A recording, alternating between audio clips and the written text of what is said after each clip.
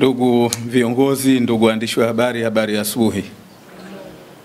Kwanza nichukue fursa hii kwa dhati kabisa kuwashukuru kwa kuendelea kushirikiana na sisi na pia kuendelea kufanya wajibu wenu mtukufu kabisa wa kuwahabarisha na kuwaelimisha Watanzania.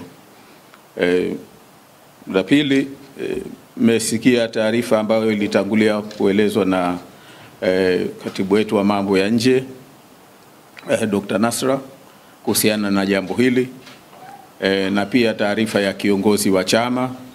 Na kabla hapo naamini kwamba mlipitia taarifa iliyotolewa na chama chetu kuhusiana na hili. Kwa nini tumeamua kuitisha tena kuwaita kuzungumza na nyinyi katika hili? Ni kwa sababu pamoja na taarifa zote hizo ambazo zilitolewa, naamini mmeona pia taarifa ambazo wametoa wenzetu kutoka nchi mbalimbali. Mmeona labda clip ya rais mstaafu wa Botswana Ian Khama, jinsi alivyoeleza tukio lenyewe lilivyotokea, kaeleza kwa ufasaha kabisa na masikitiko yake na alivyofadhaishwa na jinsi ambavyo hakutegemea kwamba jambo la namna ile lingeweza kutokea kwa watu na katika nchi ya Angola.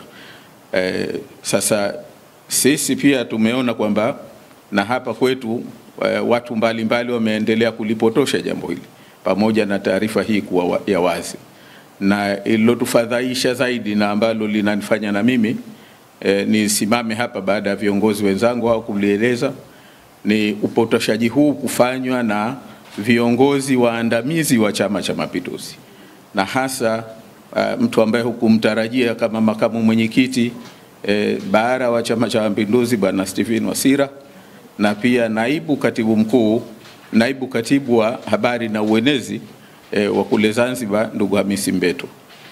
Upotoshaji walioufanya kwa kweli ni mbaya sana, na mimi naamini kwamba unaipaka matope hata serikali, kwa sababu kikubwa ambacho wamekizungumza ni kama kwamba kwa upande hasa wa makamo wa kwanza wa rais Zanzibar, kwamba ni kwa sababu hakufata utaratibu, hajui utaratibu wa kusafiri nje. Sasa wao inawezekana mawazo yao, hizi ni siasa nasema za kichokora kabisa kwa kweli, kwa sababu katika hali ya kawaida wao wanaona kama hili linamhusu mtu binafsi, lakini wamesahau kwamba wao ni viongozi wa chama ambacho kinasimamia serikali zote mbili, na ina maana hayo wanayoyazungumza mtu anaweza kutokana na nafasi walizonazo, kutokana na kwamba ni viongozi waandamizi, mtu anaweza kuona kwamba labda haya yametoka ndani ya serikali. Ana mwingine anaweza akaona kwamba labda hii serikali kumbe ni ya ovyo sana, kwamba makamu wa rais anasafiri kwenda nje na serikali inamwachia, serikali haichukui hatua ya kufuata taratibu za kidiplomasia na za kiprotokoli ziliopo. Hasa hili ni jambo la kufadhaisha, na ndio maana kusema ni vizuri kuliweka record sawa sawa ili Watanzania wafahamu, Watanzania wajue tuna viongozi wa aina gani ndani ya Chama cha Mapinduzi. La kwanza niseme kwamba taratibu zote za kiserikali zilifuatwa, kwa sababu kwanza unapotaka kusafiri kwenda nje ni lazima kupata, kwa makamu wa kwanza wa rais, lazima kupata ruhusa ya rais wa Zanzibar, na ruhusa hiyo iliombwa na ikatolewa kwa maandishi. Kwa hiyo kwenye hilo kwanza wala halikuwa ni upotoshaji kusema kwamba labda hakukuwa na taratibu ambazo zilifuatwa. Lakini jambo la pili, kwa kawaida viongozi wa serikali, viongozi wakuu wa serikali wanaposafiri nje, idara ya mambo ya nje, wizara ya mambo ya nje pamoja na idara yetu ya usalama wa taifa wanatuma watangulizi kwenda katika nchi ambayo kiongozi anakwenda, na hilo lilifanyika. Watangulizi walienda siku 5 kabla ya kiongozi au makamu wa kwanza wa rais kwenda nchini Angola na walienda mpaka Benguela. Sasa unaposema kwamba taratibu hazikufuatwa, unakuwa mtu wa ajabu kwa kweli. Lakini niwahakikishie wa Tanzania kwamba watangulizi kama ulivyo utaratibu walipelekwa na walipelekwa well in advance, na walienda mpaka kwenye kituo ambacho ilikuwa tufanyie mkutano. Lakini jambo la tatu ni kwamba kwa kawaida kiongozi anaposafiri kama anapita pengine transit, basi ubalozi katika nchi ile ambayo anapita transit kwa kawaida wanakuja kumlaki na kumsaidia taratibu za usafiri. Na hilo mimi niseme kwamba tulipoondoka Dar es Salaam, transit ilikuwa Johannesburg, Afrika Kusini, na nishukuru sana kwamba nimekwenda pale, nimefika pale na ujumbe wangu, na tayari nikamkuta balozi wetu pale Mheshimiwa James Bwana yupo na watendaji wake wa ubalozini, na wakatusubiri, wakaja kutupokea kwenye ndege na tukakaa sehemu ya transit lounge, na baadaye wakatusindikiza mpaka kwenye ndege tukaondoka kuelekea Luanda, Angola.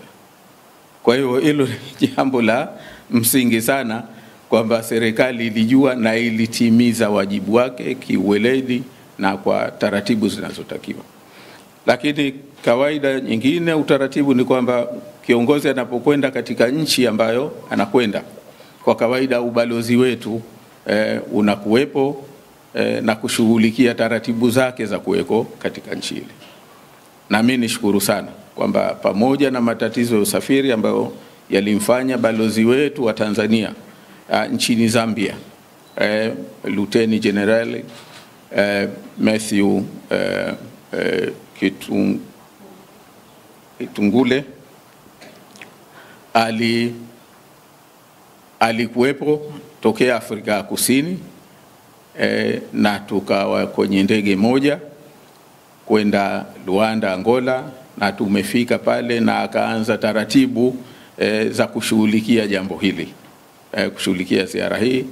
Na bahati nzuri nchini Angola tuna mwenzetu Mtanzania ambaye yuko miaka mingi, alienda tokea kwa taratibu za kiserikali, Bwana Mzirai, na ambaye kuna wakati alikuwa ni balozi wa heshima, na tumemkuta pale na yeye amekuja kutupokea. Walikuwepo uwanja wa ndege, kwa kawaida huwa anaruhusiwa kuingia ndani, siku ile hakuruhusiwa. Ni kwa sababu gani? Wanajua wenyewe serikali ya Angola. Kwa hivyo mimi ninachosema ni kwamba taratibu zote zinazostahiki zilifuatwa.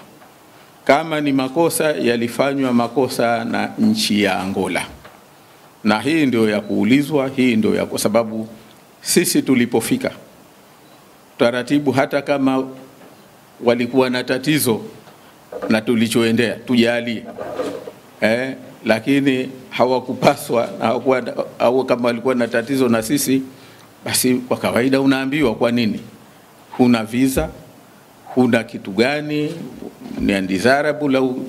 Lakini wote sisi ni mashahidi. Ndio nasema hizi taarifa nzuri meziona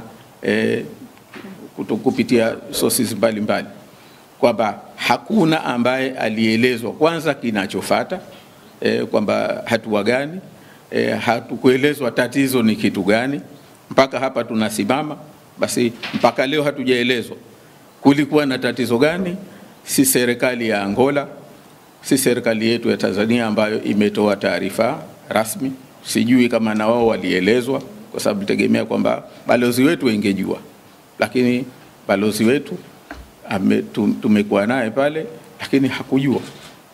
Lakini na jingine la mwisho niseme kwamba wakati tukiwa uwanja wa ndege, katika sakata hili, nilizungumza na waziri wa mambo ya nje wa Tanzania Mheshimiwa Mahmoud Thabit Kombo. Alinipigia mara 3 kunieleza hatua ambazo wanachukua kujua tatizo liko pahala gani na kufuatilia jambo hili. Kwa hivyo mimi niseme wito wangu kwamba hasa kwa haya ambayo yamepotoshwa na watu ambao ni waandamizi, viongozi waandamizi wa Chama cha Mapinduzi. Naiomba sana serikali na natoa wito serikalini kama mwenyekiti wa chama cha ACT Wazalendo kwamba serikali iwachukulie hatua viongozi hao, kwa sababu upotoshaji wao umeipaka matope sana serikali. Upotoshaji wao umewafadhaisha wananchi kusema kweli kwa kiasi kikubwa. Wame act irresponsibly kwa namna ambayo kwa kweli haiendani na nafasi zao ambazo wamechukua. Nadhani huo ni wito wetu sisi kama chama cha ACT Wazalendo kuhusiana na jambo hili baya, na nadhani mengine KC ameeleza vizuri kuhusiana na msimamo wa chama chetu katika hili, na kwa hivyo naomba ni washukuru sana kwa kunisikiliza. Asante.